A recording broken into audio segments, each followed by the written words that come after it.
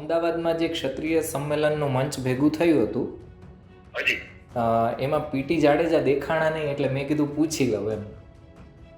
અચ્છા, હું નહોતો એમાં. હા હા. અગાઉ ના પાડી હતી. હમ. બાપુ અહીંયા રાજકોટ થી પેલા ચીમખાને આવ્યા હતા ત્યારે હું મળવા ગયો હતો. હમ. પણ ત્યારે મેં એમ ન કીધું હું આમાં આવીશ. હમ. કારણ કે મને આ ભવિષ્યની ખબર હતી કે આ રાજકીય મંચ જ બને છે. જો ક્ષત્રિય એકતા મંચ કે ક્ષત્રિય જેવા નામ અલગ અલગ આપે છે તો સંકલન સમિતિ સમગ્ર ક્ષત્રિય સમાજ માટે આખા ગુજરાતમાંથી 120 સંસ્થા છે. જો એને ક્ષત્રિય સમાજની ચિંતા હોત અને ક્ષત્રિય સમાજનું સંગઠન બનાવવું હોત તો સમાજના બે ભાગલા પડી જાય. બરોબર. કાલ હવે સમાજે સંકલન સમિતિ કેમ કરવાનું કે શંકરસિંહ બાપુ કેમ કરવાનું? બરોબર. તો સંકલન સમિતિમાં શંકરસિંહ બાપુએ વિલીનીકરણ કરી નાખવું જોઈએ, આ સંસ્થાને મોટી બનાવી દે. દાખલા કે 13 200-500 સભ્ય હોય તો ગુજરાત લેવલે મેં એવું નિવેદન કર્યું કે સમગ્ર જિલ્લાઓમાં 11-11ની કમિટી બને, તાલુકામાં 11ની કમિટી બને, તાલુકાવાળા ગામડામાં કમિટી બનાવે અને સમગ્ર ગુજરાતનું જો ક્ષત્રિય સમાજ તમારે જે મંચ તમે કહો છો એને તો જ ગણી શકાય. બાકી 2-5 જણા સ્ટેજ હાથમાં લઈ અને જે કાર્યક્રમ કરી નાખે અને એની મનમાની કરી નાખે. કારણ કે મારો સંકલન સમિતિનો મેન હોદ્દેદાર છું. બરાબર. આંદોલનમાં આપણે જોયું હશે, બરાબર છે?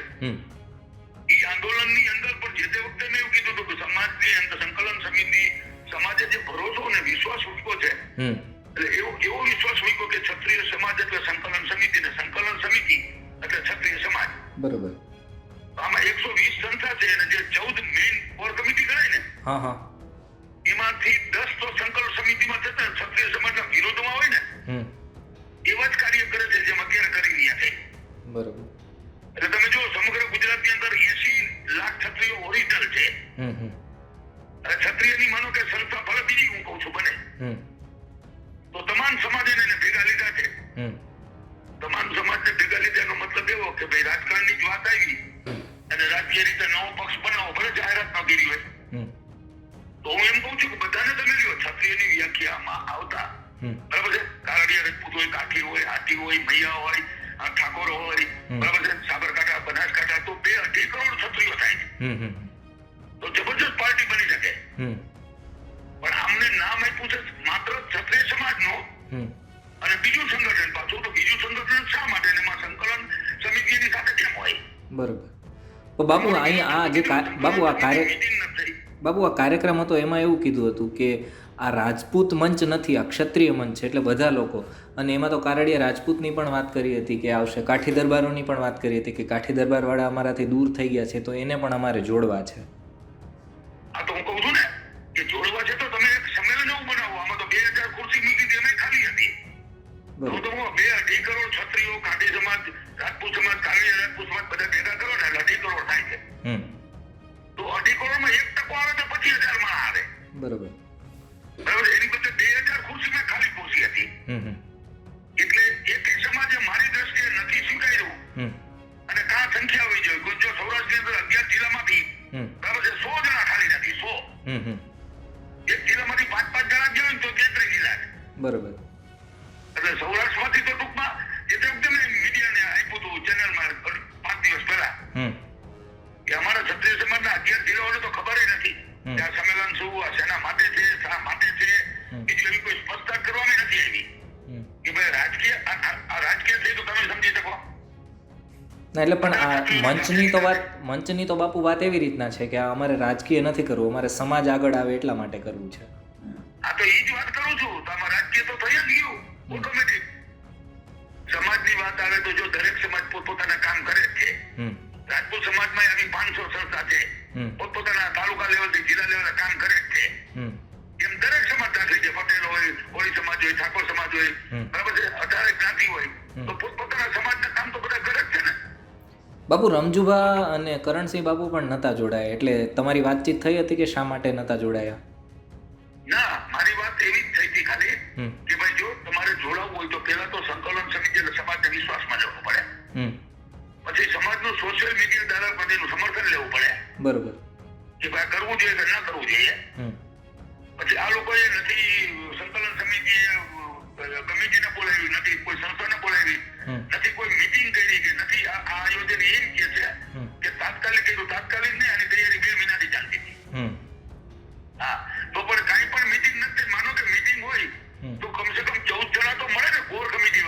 બરોબર. 120 સંસ્થા ન મળે તો કાંઈ નહીં. હમ એવી પણ મીટિંગ થઈ, પણ એ લોકો એમ કહે છે કે અમે વિડીયો મીટિંગ કરી હતી. હમ તો આવા નિર્ણય કે વિડીયો મીટિંગમાં ન લેવાય. બરોબર.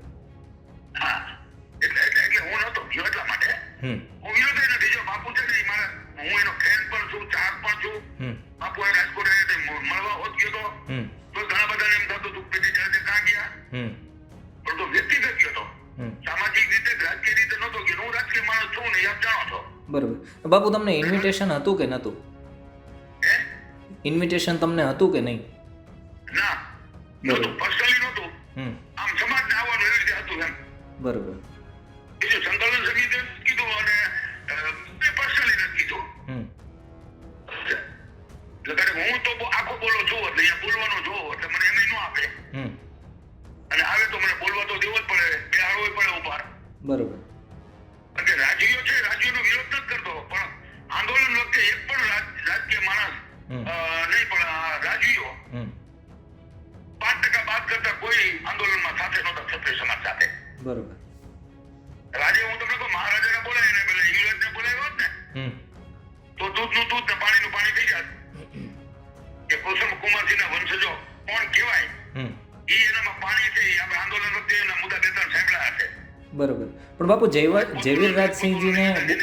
જયવીરરાજસિંહજીને કેમ બોલાવવા નહીં આવ્યા હોય? એટલે તો કહું છું, જયવીરસિંહને બોલાવવા બીજી જેવી વાત નથી. અને ના આવે ઈ, કારણ કે એ બહુ દીર્ઘદ્રષ્ટિવાળા માણસ છે. બરોબર. એને આંદોલન વખતે બે સ્ટેટમેન્ટ કર્યા હતા, રાજપૂતો ને ભાજપૂતો નામ આપ્યું, અને બીજું તમારાથી રાજ ન થાય તો સોંપી દો, એ અમે કરવા માટે સક્ષમ છીએ. બરોબર છે. અને એ ક્ષત્રિય સમાજની સાથે હતા. બીજું એને પોસ્ટ એવોર્ડ મૂકી છે. બરાબર છે? કદાચ જો આપના ધ્યાનમાં આવી હોય તો. હા બિલકુલ વાંચી છે મેં. બરાબર છે? તો એ પોસ્ટ શું કામ મૂકે? એના પિતાજી આવતા હોય તો. હા, એટલે એ પણ એના વિરોધી છે. એના પિતાજી એવા, એ પણ એને પસંદ નથી. બરોબર. પણ બાપુજીનો દીકરો શું કહે છે? બરોબર. એના જેવી વાત છે. બરોબર. એટલે મેં એમ કીધું કે યુવા વર્ગના તમારે સંગઠન જો મજબૂત બનાવવું હોય તો ભાવનગરના યુવરાજને બોલાવો તમે. બરોબર. પણ મારી વાત એ લોકોને દરે એટલા માટે ન ઉતરે, કારણ કે બધા સંકલન સમિતિમાં 14 માંથી 10 લોકો રાજકીય માણસો સાથે જોડાયેલા છે. ગાંધીજી બરોબર. એટલે એને સરકારને સમર્થન આપવું છે, સમાજને નથી આપવું. બરોબર. બાપુ આજે આખો કાર્યક્રમ થયો હતો એમાં પદ્મિનીબા વાળા ગુસ્સે પણ થઈ ગયા હતા અને કહ્યું હતું કે મને નીચે બેસાડવામાં આવી છે અને મારું માન ન જાળવવામાં આવ્યું. એના ઉપર તમારું કંઈક એવું છે? એટલે એનું કહેવાનું એ જ થયું કે જો એ ગયા હોય તો એને આંદોલનમાં ભાગ તો સારો એવો લીધો જ તો. હવે એ ગયા હોય પછી એને અપમાન કરવામાં આવે તો સ્વાભાવિક માણસે ગુસ્સો થાય ને. એ તો હું હોત તો હું ઈ જ કરત. હું અહીંયા હોત ને મને માનો કે સ્ટેજ નો આપ્યો તો કઈ વાંધો નતો, પણ બે શબ્દો બોલવા નહોતી દો તો માઇક હાથમાંથી આંખીને બોલત. અને પેલા સમાજને પૂછત કે મારે બે શબ્દો કેવા છે કહો. બધા બે હાથ ઊંચા કરત તો કે નગર નો કે. બરોબર. હા, એટલે એવું બન્યું હશે એમ. મેં હમણાં જોયું આ બધા વિડીયોમાં એમાં. બરોબર. એટલે બાપુ આપનું એવું કેવું છે કે જો સમાજ કે એમ સંકલન સમિતિ કરે છે, પણ આજે ક્ષત્રિય મંચ છે એ સમાજને કીધા વગર બનાવવામાં આવ્યું છે, એવું કેવું છે? હા, તો સમાજમાં હું તમને કહું લાખ માણા હોય. આંદોલનમાં 7 લાખ માણા હતા. તો અહીંયા પોતા ન હાલે. જીએમડીસી નું ગ્રાઉન્ડ જોઈએ કે ગાંધીનગર નું ગ્રાઉન્ડ જોઈએ. બરોબર. બરાબર છે? ક્ષત્રિય સમાજ સાથે હતો જ નહીં. બરોબર. અને હોય તો આજની સંખ્યા તમે જોઈ લો, મારે કહેવાની જરૂર જ નથી. બરોબર. આજની સંખ્યા 2000 ની ખાલી ન હોય એ તો તમે સરસ્વતી સન્માન કરો ને તો 2000 માણ આવે. શસ્ત્રપૂજનમાં 2000 માણ આવે. બરોબર. હા, એટલે ટૂંકમાં નથી સમર્થન ક્ષત્રિય સમાજ નથી. ક્ષત્રિય સમાજને રોકાઈ નથી. એ નથી કોઈ પોસ્ટ મૂકી, નથી નિવેદન કર્યું કે કાર્યક્રમમાં ન જાવું. કારણ કે ક્ષત્રિય સમાજ માટે તો હું જીવું છું. એટલે મારું સૂત્ર તેવું છે, ક્ષત્રિય સમાજ માટે જીવું છે અને મરવું છે. મારી પ્રતિજ્ઞા છે કે સત્પતિ સંસ્કૃતિ કોઈ ચૂંટણી ક્યારેય પણ જીવું ત્યાં છેલ્લા શ્વાસ સુધી ના લડવી. બરોબર. અને રાજકીય મંચ તેને સહકાર આપવું. એટલે આપણા ગળામાં કોઈનો પટ્ટો બટ્ટો છે નહીં. ક્ષત્રિય સમાજનો એક જ પટ્ટો છે તો એને સમજ હોય તો ચોક્કસપણે આપવું. રાજકીય પાર્ટી બનાવે તો આપવું. બરોબર.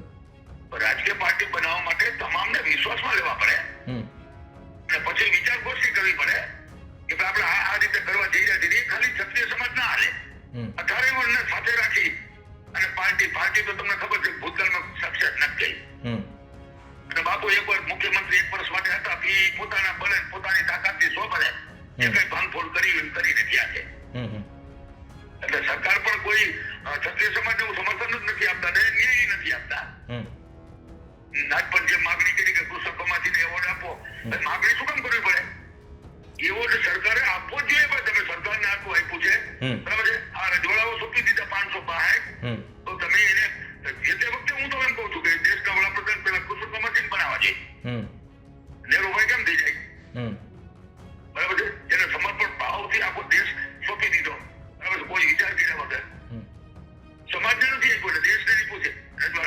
બરોબર. એટલે જે તે વખતે દેશને આપ્યું ને ત્યારે ઘણું બધું સમાજની સંસ્થાઓને આપ્યું હોત હમ. તો આજ ક્યાંય પહોંચ્યો હતી પ્રોપર્ટીની કિંમત હું હોત, સમાજ ક્યાં પહોંચ્યો હોત. બરોબર. હા, એટલે આમાં ઘણી બધી બાબત છે ને બધા ન વિચારી શકતા હોય. હમ. હા, તો રજવાડાઓને આગળ કરી દીધા જે ક્ષત્રિય સમાજના વિરોધમાં સંગઠનમાં હતા, આંદોલનમાં. હમ. અને પુરુષોત્તમ સિંહનું બહુ સારું નામ એટલે મહારાજાને આગળ કરી દીધા. હમ. મહારાજાને રાજકારણનું આ એક નોલેજ નથી, બરોબર. કારણ કે એ રાજકારણમાં કોઈ પહેલા જ નથી. હમ. હમ. એટલે એને શું ખબર હોય? હમ. એને આ રીતે જ આમંત્રણ આવ્યું છે એમ કે ક્ષત્રિય સમાજના તમે અધ્યક્ષ, હમ. એટલે એનો લાભ પડે ટૂંકમાં એમ. બરોબર. સરકારમાં બધે ટૂંકમાં એનો પ્રત્યાઘાત એવા પડે કે આ તો મહારાજાને છે એના અધ્યક્ષ બનાવ્યા છે. હમ. એટલે સમાજ પણ ટૂંકમાં ઘણી બધી એની મર્યાદાઓ અંતે જાળવી સાથે રહીએ. બરોબર. પણ એવું થાત જયસિંહને જો રાખ્યા હતા યુવરાજને તો 100% થાત. બરોબર. અને માણસો એટલું થાત એમ.